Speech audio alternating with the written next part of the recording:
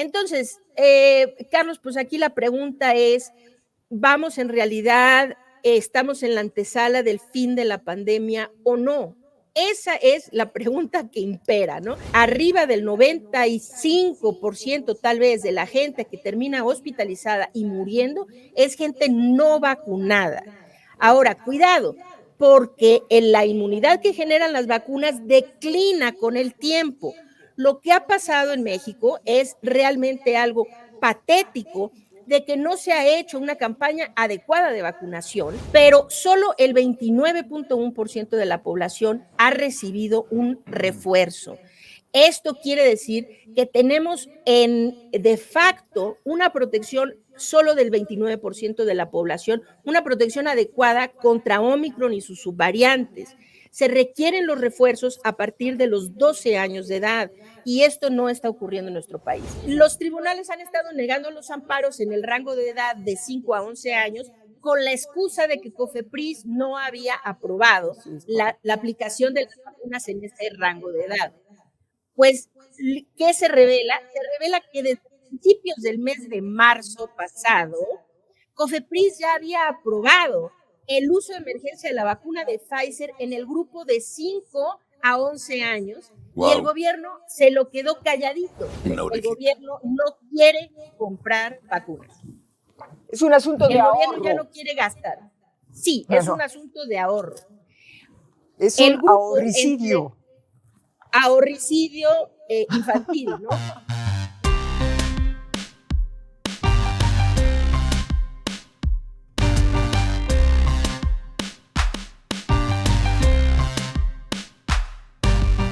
Buenos días, amigos. Bienvenidos al programa de Pascua de Atypical y de Desayunando con la Dama de Hierro, Betty Pajés. ¿Cómo estás? Mi querido Carlos, ¿no nos fuimos de vacaciones? ¿Trabajamos? No, qué tonto. Creo que nuestro amigo, el abogado de hierro, Javier Lozano... debe estar en el sol de Cancún o por ahí, feliz de la vida. Pero bueno, ni modo. Y hoy tenemos una invitada, de una vez la saludamos, a nuestra adorable, la doctora Lori-Ann Jiménez. Hola, Lori. ¿Qué tal, Beatriz? ¿Qué tal, Carlos? Un gusto estar de nuevo en el programa. Tenía un rato que no nos saludábamos. Muy contenta de estar aquí de vuelta. Gracias. Vamos a hacer el programa así, a ver si están de acuerdo. Empezamos contigo, Lori-Ann, para ver cómo está lo del COVID y demás. Y luego seguimos Betty y yo con los temas políticos, que tenemos realmente tres: lo de la marcha, que fue un ridículo, lo de los ministros, el voto, ajá. Y asuntos generales, si nos vamos. Muy bien, adelante. Sean de vacaciones aquí arriba. A la azotea. Sí. Ok. Bien, Lori-Ann, ¿cómo está el COVID? Es que la pregunta es, en el mundo ya se relajó mucho, ¿no? En algunos países, ¿verdad, Lori? Pero en otros hay un repunte, ¿no? Muy interesante y bueno, más bien muy grave, ¿no? Sí, lo que está pasando ahorita con la pandemia es que hay un agotamiento general sobre el tema, ¿no? Los gobiernos han empezado, muchos gobiernos, por ejemplo, en Europa, esto lo inició Dinamarca, en donde dejó atrás casi todas las medidas preventivas contra la transmisión del virus. Gran Bretaña, Reino Unido, que ya lo había hecho un par de veces con muy malos resultados, volvió a hacer lo mismo, que es levantar todas las medidas obligatorias contra la transmisión del virus, como el uso del cubrebocas, la vacunación obligatoria, el cuidar los aforos en espacios públicos, etcétera, etcétera, ¿no? Entonces, esta parece ser la tendencia ahora, que los gobiernos empiezan a relajar medidas y a querer hacer de cuenta que la pandemia ha terminado cuando realmente no es así. Han pecado muchos, incluyendo Estados Unidos, incluyendo Canadá, los países de Sudamérica y desde luego nosotros, ¿no? Que recientemente salimos con la novedad de que se levanta la supuesta obligatoriedad del uso del cubrebocas en espacios abiertos. Ahora es un tema que los políticos han querido usar para colgarse una medallita y que la gente les aplauda, pero es algo tan ridículo porque no se acuerdan, tal vez, que en este país el uso del cubrebocas jamás fue obligatorio. Es decir, el propio presidente de la República reiteró un sinnúmero de veces, ¿no? Prohibido prohibir, y en este país no vamos a hacer obligatoria esa payasada, así le llamó, ¿no? Hace mucho tiempo que se hizo obligatorio durante la epidemia de influenza H1N1 años atrás y qué sé yo, ¿no? Bueno, en fin, se empiezan a relajar medidas, pero ¿cuál es la realidad de la pandemia? La realidad en este momento es que estamos en un punto de gran incertidumbre. Hay países que han repuntado de una forma realmente muy alarmante, como por ejemplo Corea del Sur, Nueva Zelanda, Australia, y Hong Kong, desde luego. Han tenido índices de letalidad muy, muy altos, alarmantemente altos, y hay que ver qué es lo que está ocurriendo en estos países. Sobre todo Hong Kong tuvo una mortalidad tan alta por esta ola que se dio por la variante Omicron, y es porque en su población el grupo de mayores de edad, de los adultos mayores, quiero decir, no estaba adecuadamente vacunado. Y entonces tuvieron una mortalidad altísima en este grupo de adultos mayores. Y así ha ido sucediendo. Ahorita en Reino Unido, el repunte de hospitalizaciones ya excedió el repunte que tuvieron en su ola Omicron inicial. En este momento, la variante que está aquejando en Europa, en Asia, y que ya se dispersa aquí en México y en el resto de Norteamérica, es la subvariante BA2 de Omicron. Entonces, Carlos, pues aquí la pregunta es, ¿vamos en realidad, estamos en la antesala del fin de la pandemia o no? Esa es la pregunta que impera, ¿no? ¿Es la antesala del fin de la pandemia, sí o no? Y la respuesta... Es lo que te iba a decir, ¿no la puedes contestar?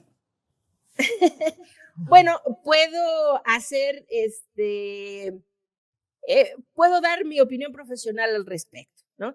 Y mi opinión profesional es esto, que ahorita no podemos cantar victoria y decir que estamos llegando al fin de la pandemia cuando tenemos la incertidumbre de qué nuevas variantes del virus vendrán. Es decir, ahorita, como prosiga la pandemia, depende de una triangulación, de tres cosas en especial. Uno es, ¿cuál es la cobertura efectiva de vacunación que se tiene, particularmente en los grupos más vulnerables? En el otro vértice es qué variantes están aquejando en ese momento, cuáles son las variantes que se propagan de forma predominante en ese momento. Y en el tercero es cuál es el comportamiento de la población. Entonces, si queremos ahorita las subvariantes de Omicron, mientras que deben ser vigiladas y desde luego que preocupan, como BA2, y ahora se han descrito algunas variantes de linajes recombinantes que combinan BA1 con BA2 o BA1 con Delta, etcétera, etcétera. Esto hay que vigilarlo, desde luego, pero difícilmente vendrá una ola similar a la que tuvimos previa, la ola Omicron primera, porque Omicron pasó dejando infecciones masivas en la población y eso generó inmunidad. Entonces, las subvariantes y las recombinaciones finalmente siguen siendo Omicron y tenemos inmunidad contra Omicron. Entonces, aquí el problema sería que viniera una variante que se diera otro fenómeno como Omicron. Es decir, que se diera una variante completamente nueva, de un linaje nuevo, ante el cual no tenemos inmunidad nuevamente. Esto ya pasó 2 veces. Quiere decir que es factible que vuelva a suceder. Por supuesto. Oye, Loria, estás hablando de inmunidad. Dime, ¿qué está pasando con la vacunación? Porque se ha detectado no solamente en México, y bueno, yo creo que México es un buen ejemplo, pero entendemos que también ha sucedido en otros países como Estados Unidos, donde muchos de los pacientes que han sido hospitalizados tienen ya todo el esquema completo de vacunación, incluso esos pacientes han muerto. Dime una cosa, estamos hablando que las vacunas no están funcionando, que es necesario perfeccionar estas fórmulas de vacunación. ¿Qué está sucediendo, Lori? Sí, bueno, las vacunas no han fallado, hemos fallado nosotros. La razón por la que las vacunas han ido perdiendo eficacia es debido a que hemos dejado al virus transmitirse sin control. Y esta transmisión continua entre los miles de millones de seres humanos en el planeta ha generado una rápida adquisición de mutaciones y de variaciones en el virus. Entonces, esto lo ha hecho eludir o escapar a la inmunidad que generan las vacunas. Ahora, sobre tu pregunta específicamente, debemos decir que mientras que sí hay personas que con esquemas completos de vacunación terminan hospitalizados de gravedad, incluso mueren, esto es realmente una fracción minúscula de la gente vacunada. Es decir, ahorita debemos entender que arriba del 95% tal vez de la gente que termina hospitalizada y muriendo es gente no vacunada. Ahora, cuidado, porque la inmunidad que generan las vacunas declina con el tiempo. Lo que ha pasado en México es realmente algo patético de que no se ha hecho una campaña adecuada de vacunación, en donde, vamos a decir, los adultos mayores fueron vacunados al principio de la campaña de vacunación y los refuerzos llegaron demasiado tarde. Es decir, mientras que la gente en el grupo, vamos a decir, de 40 a 49 años que fueron vacunados después, se ve una clara declinación entre las muertes o la proporción de muertes que ocurrieron en la segunda ola, que fue lo más alto, una declinación muy significativa hacia la tercera ola y otra muy significativa hacia la cuarta ola. Esto es porque las personas entre 40 y 49 años todavía tenían inmunidad adecuada cuando azotó la cuarta ola. Pero si nos vamos al grupo, sobre todo de los adultos muy mayores, como de 80 años en adelante, vemos que primero tuvieron esa declinación de la segunda a la tercera ola por la vacunación, pero como los refuerzos no llegaron a tiempo, volvió a subir la mortalidad en la cuarta ola. Oye, Lori, ¿qué porcentaje, qué cifras tienes sobre el avance de la vacunación en México? ¿Cuántos mexicanos tenemos el esquema completo de vacunación según tus cifras? Sí, al día de ayer, lo que se tiene de avance de vacunación, y desde luego hay que tomarlo con un grano de sal, ¿no? Porque entendemos que el gobierno no quiere hacer públicos los datos de vacunación, entonces no tenemos bases de datos abiertos en donde corroborar estas cifras, pero lo que el gobierno reporta es que el 62.4% de la población mexicana, es decir, 79.8 millones de mexicanos, arribita del 62%, tienen esquemas iniciales completos de vacunación, queriendo decir los esquemas dobles iniciales. Pero solo el 29.1% de la población ha recibido un refuerzo. Esto quiere decir que tenemos de facto una protección solo del 29% de la población, una protección adecuada contra Omicron y sus subvariantes. Se requieren los refuerzos a partir de los 12 años de edad. Y esto no está ocurriendo en nuestro país. 29% ha recibido refuerzo. Lorian, ¿el refuerzo es el famoso boost, la tercera? El refuerzo es el famoso boost, sí, pero ahora se recomiendan 2 boosts. Es decir, la tercera dosis, el primer boost, vamos a decir, el primer refuerzo, la tercera dosis, se recomienda para toda la población de 12 años en adelante. Después se recomienda una cuarta dosis. Espérame, ok.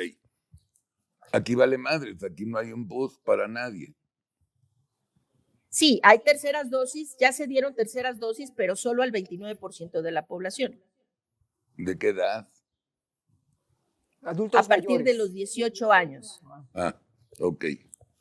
No de los 12, sino de los 18. Oye, pero el gobierno sigue insistiendo en no vacunar a los niños de 5 años, ¿no? Bueno, el gobierno sigue insistiendo en no vacunar a los menores de edad más que los de 15 a 17 años, que es una reverenda necesidad. Es decir, la vacuna de Pfizer, desde que se autorizó por primera vez, estaba autorizada a partir de los 16 años. ¿Por qué el gobierno arbitrariamente decidió que iba a brincarse a los de 16 y 17 años? ¿Quién sabe, no? Es decir, empezó a vacunar solo de 18 años en adelante.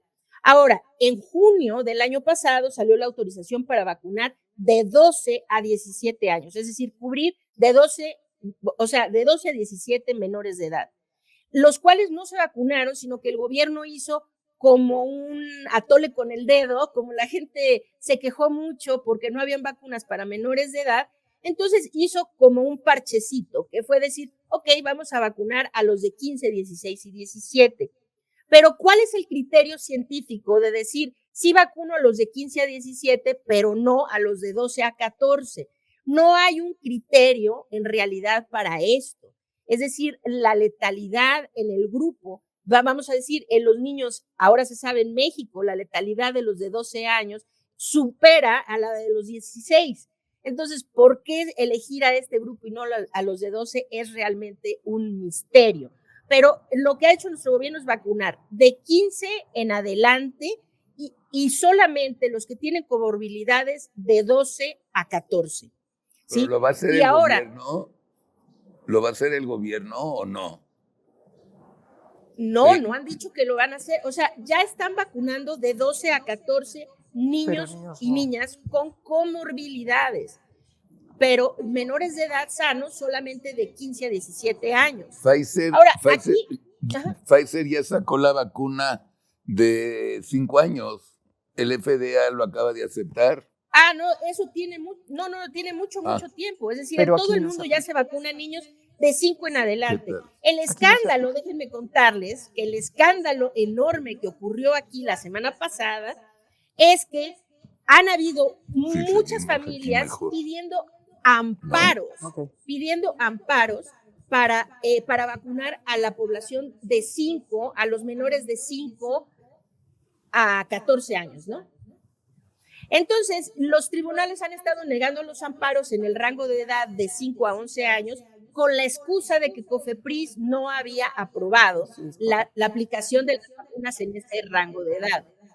Pues, ¿qué se revela? Se revela que desde principios del mes de marzo pasado, COFEPRIS ya había aprobado el uso de emergencia de la vacuna de Pfizer en el grupo de 5 a 11 años, y el gobierno se lo quedó calladito. Es decir, seguían negando los amparos con la excusa de que no había autorización, Lori? A ver, Lori, explícanos esa esquizofrenia. ¿Por qué el gobierno no quiere aplicar vacunas a menores de edad? Explícanos. Eso es un infanticidio. Sí, es correcto. Y nos falta todavía, la que están a punto de aprobar es Pfizer y Moderna para el grupo de 6 meses a 4 años. Vamos atrasadísimos. O sea, cuando hagan esa aprobación, nos faltará ese grupo, más el de 5 a 11, más el de 12 a 14. Es un absurdo. ¿Por qué? Beatriz pregunta por qué. La respuesta es muy clara y simple. El gobierno no quiere comprar vacunas. Es un asunto de ahorro. El gobierno ya no quiere gastar. Sí, es un asunto de ahorro. Es un ahorricidio. Ahorricidio infantil, ¿no? Infanticidio. El grupo de 5 años a 11 requiere una vacuna de Pfizer diferente, que es la vacuna pediátrica de Pfizer. Resulta que nuestro gobierno no ha tenido a bien comprar dosis de la vacuna pediátrica de Pfizer. Entonces, a pesar de que COFEPRIS está aprobada la vacuna en ese rango de edad para aplicarse en nuestro país, el gobierno se niega a comprar las vacunas pediátricas, por ende no hay cómo vacunar a los niños en ese rango de edad. ¿Es culpa del imbécil? ¿Es culpa del imbécil de López-Gatell? O del secretario de Salud, que dice que ni a sus nietos, que sus nietos no los iba a vacunar. Bueno, yo creo que es culpa, con todo respeto, yo creo que esto es culpa del presidente de la República. Es decir, él da la instrucción de ya no vamos a gastar más en vacunas. A ver, Hugo, ¿cómo le haces para justificar que vamos a brincarnos los refuerzos de 4ª dosis para todos los adultos mayores? ¿Cómo haces para justificar que vamos a brincarnos que solo el 29% de la población tiene refuerzos? ¿Y cómo le haces para justificar que no vamos a vacunar a los niños más que los de 15 en adelante? Y López-Gatell, siendo pues realmente el lacayo más fiel de nuestro señor presidente, pues hace lo que él dice y pone en riesgo su mismo prestigio profesional y sale con necedades como los niños no necesitan vacunas. Es decir, pues los niños evidentemente necesitan vacunas lo mismo que los adultos. Esta es una enfermedad potencialmente letal.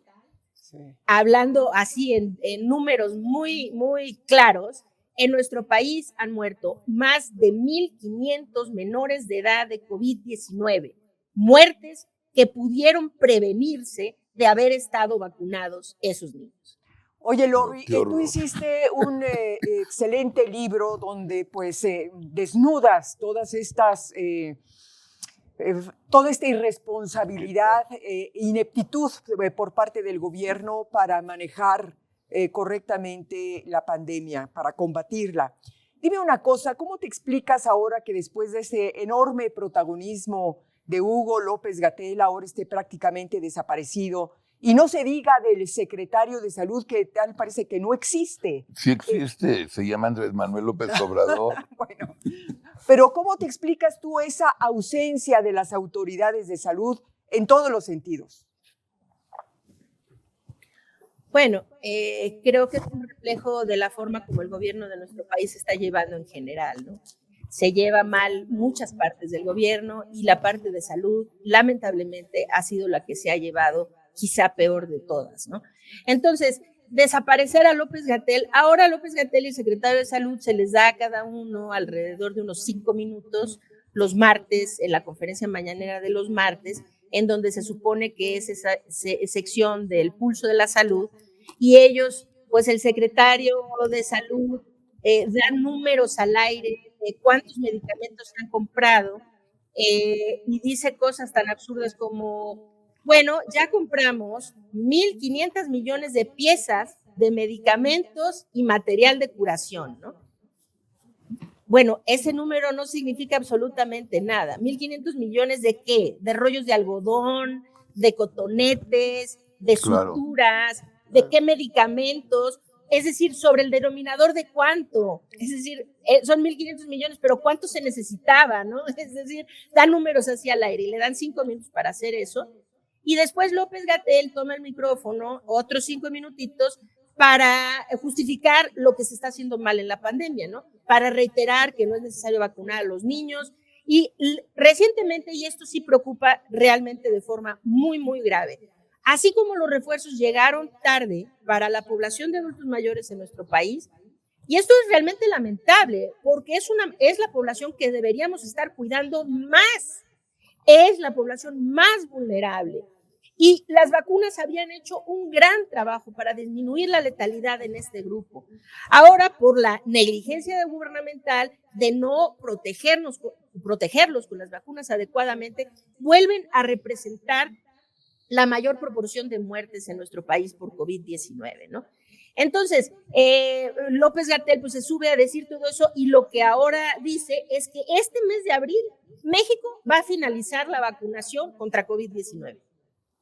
Esto no puede ser posible. Es decir, la vacunación contra COVID-19 en todo el mundo se está concibiendo como una campaña permanente, precisamente porque ya se están generando vacunas de nueva generación para que confieran protección más longeva, es decir, para que la protección que confieren sea más larga, más duradera, ¿no?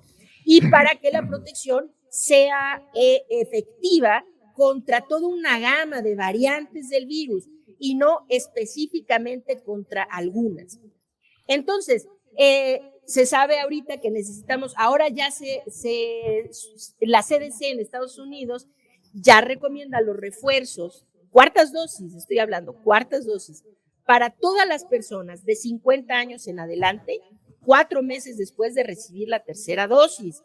Y a todos de 12 años en adelante, si es que tienen alguna condición que los hace estar inmunocomprometidos. En este país ni siquiera hemos terminado los refuerzos de tercera dosis y se está hablando de terminar la campaña de vacunación. Es realmente muy lamentable. Oye, Lori, a ver, dime una cosa, la ciencia tiene hoy un mayor conocimiento sobre este virus que al parecer ha resultado un virus con una enorme incógnita y desconocimiento y con un comportamiento un tanto cuanto misterioso por todas estas repercusiones que ha tenido en la salud y que donde cada paciente hay un comportamiento distinto cuando es contagiado. ¿Se ha avanzado más en la materia? ¿Hoy se tiene más conocimiento y una mejor manera de enfrentarlo? Sí, desde luego. Es decir, hay que ver a nivel mundial cómo los índices de letalidad de COVID-19 han ido disminuyendo sustancialmente, ola tras ola, y esto tiene que ver con el conocimiento científico y médico que se ha ido adquiriendo a lo largo de estos un poco más de 2 años ya, ¿no? Entonces, sabemos, por ejemplo, muchas cosas que al inicio no se sabían. Este gobierno, no sé si ustedes recuerdan que al inicio de la pandemia decían, quédate en casa y no vayas al hospital, al menos que tengas dificultad respiratoria, ¿no?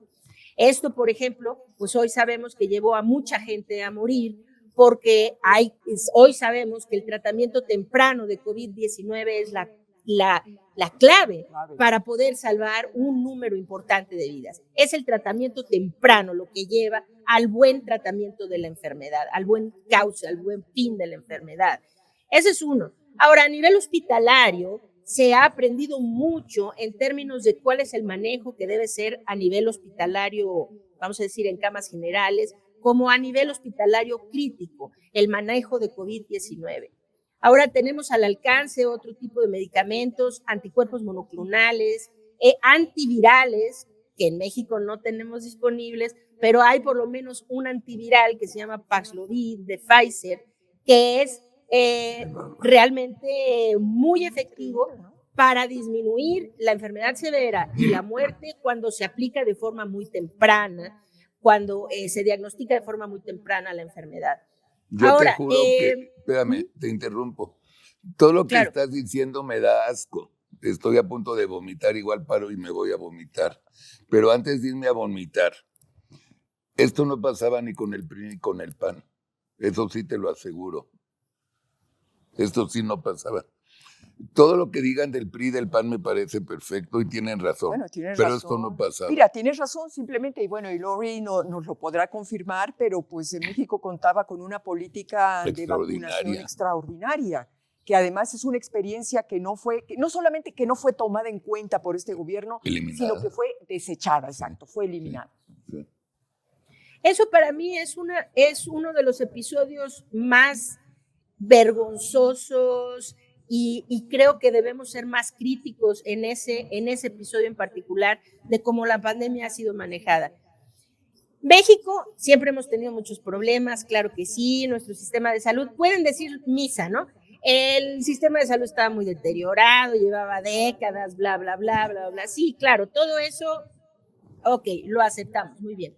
Pero había una cosa que México hacía muy bien, y eso era las campañas de vacunación nacional. Sí, sí. Es decir, se tenía toda una infraestructura de vacunación en donde éramos ejemplo a nivel mundial. Éramos ejemplo de la cobertura que logramos contra polio, contra sarampión, contra un montón de enfermedades infantiles.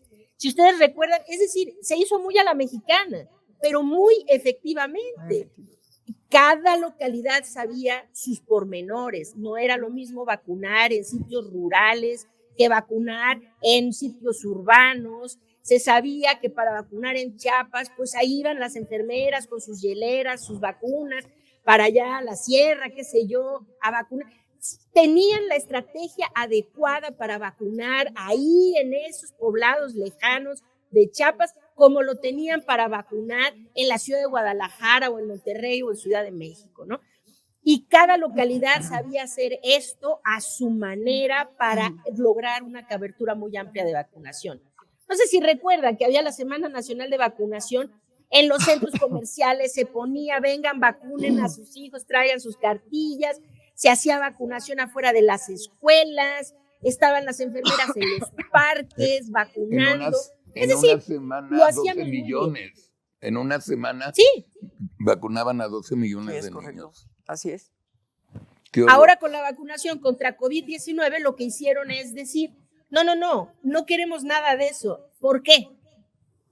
¿Por qué? Porque el gobierno quería decir, yo les di a ustedes estas vacunas. Tener el control. Es decir, quieren tener el control y tener la posibilidad de decir, esta es una dádiva que el gobierno de Andrés Manuel López Obrador está dando a su población.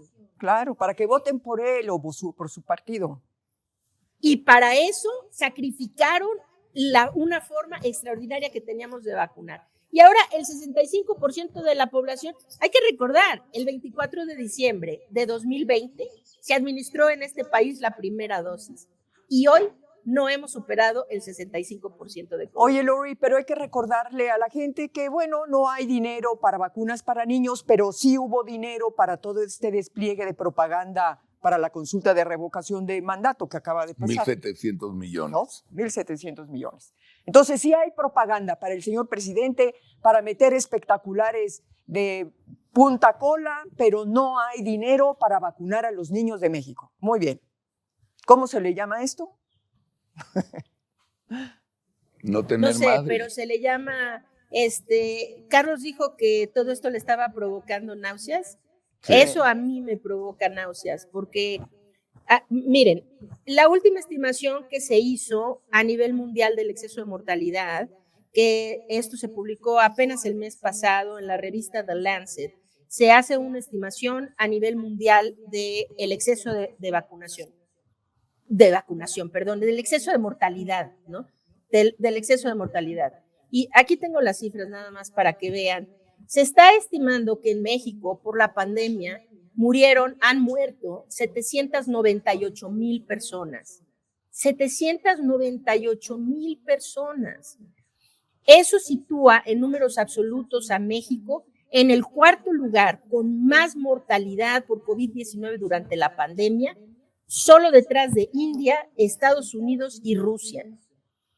Y entonces yo veo cosas tan absurdas como ahora se gastan miles de millones de pesos en esta supuesta consulta, ¿no? Yo no sé, puedo no saber nada de política, pero sí sé una cosa. Antes se gastó en otra consulta de que si enjuiciábamos a los presidentes de México, ¿no? O no. Pues se hizo, se gastó. ¿Y qué pasó con eso? ¿Qué pasó? No, bueno, pues nada. No pasó como nada. Ahorita, ahora como se la gasta de y la se semana hace pasada. Pues exactamente, pues sí. ¿No? Hiciste una consulta de revocación nada. Supuestamente para sacarlo y el señor se tiene que quedar ahí, sí. Independientemente de los... Independientemente que nadie quería que se vaya. Exactamente, que nadie pidió. Que pidió que se vaya. Nadie sí, exacto, pidió. Exacto, bravo. Porque muchos quisiéramos que se largara. Pero... sí, pero estas somos responsables. Sí. Esas ocurrencias han costado vidas. Porque es dinero que se pudo haber destinado al mejor control de la pandemia, a tener más vacunas, es decir, a haber tenido una estrategia real de control de la pandemia que hubiera permitido que esas 798,000 personas que han muerto en nuestro país por la pandemia hubieran sido 10,000 o 30,000, como ha ocurrido en otros países, ¿no? Nos tenemos que ir, Loriana, más. Danos un consejo para los que están de vacaciones todavía y cuando regresemos, mucho tapabocas, no tapabocas, regular tapabocas, ya en la calle no tapabocas, porque las vacunas es un desmadre, eso ya quedamos claro, y no está en nuestras 3 manos, pero un consejo, nos vamos a seguir viendo obviamente y todo, pero un consejo ahorita para la etapa de vacaciones. Sí, para la etapa de vacaciones. La realidad es que Semana Santa no suele ser tan problemático como las vacaciones, vamos a decir, de fin de año, porque en el fin de año la gente suele reunirse, vamos a decir, en reuniones en espacios cerrados y con el frío a cerrar las ventanas, una serie de cosas. En Semana Santa la gente tiende a ir a lugares como el campo, la playa, al aire libre, qué sé yo, ¿no? Esto, y en los 2 años previos, pues nuestra experiencia ha sido que Semana Santa en realidad no ha tenido un impacto fuerte en el aumento en la transmisión del virus. Sin embargo, hay que entender que la pandemia no ha terminado y que lo que necesitamos en este momento es seguir teniendo la conciencia de que lo más importante es tratar de evitar los contagios. Desde luego, no estamos ya en un tiempo en el que vamos a hablar de confinamientos o de quedes en su casa. Hay que reactivar y hay que tener nuestras actividades humanas marchando de la forma más normal posible. Pero hay que hacer esto disminuyendo el riesgo de contagio. Y para ello hay una herramienta que es la más económica, la más sencilla y la más útil para prevenir la transmisión del virus, y eso es un buen cubrebocas. Entonces, aunque la doctora Sheinbaum les diga, quítese ese cubrebocas y quiero verlo sonreír, es mejor verlo sonreír con los ojos, ¿sí? En esta ciudad decir que al aire libre se pueden quitar el cubrebocas. ¿Sí han visto cómo es el aire libre? Vamos a decir, cuando hay una aglomeración gigantesca en el Zócalo, en Coyoacán, en otras partes. Bueno, eso en un estadio, por ejemplo. Entonces, eso es aire libre, pero ahí el riesgo de contagio es altísimo. Usen su sentido común. Si están solos en la calle, si están nada más con una persona con la que viven, qué sé yo, pues claro, no es necesario tener el cubrebocas, pero si hay otras personas alrededor, lo mejor es utilizar el cubrebocas. La regla es cubrebocas, ventilación de los espacios cerrados y evitar aglomeración. Con esas tres, y vacúnense cuando tengan la oportunidad de hacerlo. Desde luego, mantengan vigentes sus esquemas de vacunación contra COVID-19. Haciendo esto, debemos de estar bastante bien protegidos para poder seguir teniendo nuestras actividades. Vamos a seguir viéndonos, seguimos en contacto. Yo creí que ya había cambiado este rollo, fíjate. ¿El qué? Del COVID, que ya iba a estar súper relajado. Qué bueno que te tenemos, Lori-Ann. Vete de vacaciones, descansa, te queremos. Nos vemos muy pronto. Nuestra adorable responsable de la salud aquí en Atypical. Ya Los saben quiero que mucho, cuídense mucho. Ya saben que Lori-Ann es nuestra responsable ya en Atypical de todo lo que son los temas de salud. Bienvenida. Abrazo, Muchas Lori. Gracias, un honor. Te queremos, Lori. Un abrazo, Beatriz, un abrazo, Carlos. Igualmente, Gracias. Cuídense mucho y a todos los que nos están escuchando. Gracias. Igual. Hasta luego. Bueno, y Betita, que se suscriban con nosotros, porfa, en Facebook y en YouTube. Ese es el primer favor. Ya les expliqué para qué. No hay bronca en nada más que si se suscriben, Facebook y YouTube nos dan más lana. Muy bien. Y de verdad necesitamos la lana. Y ahorita que están de flojos, métase a la tienda de Atypical en la red, naveguen rico. Hay unas cosas preciosas. Hay hasta tazas, playeras y todo de Betty, mías, de Javier, de todos los que trabajamos aquí en Atypical. Y bueno, Dios los bendiga y cuídense en las vacaciones. Fue lindo programa. Muchas gracias.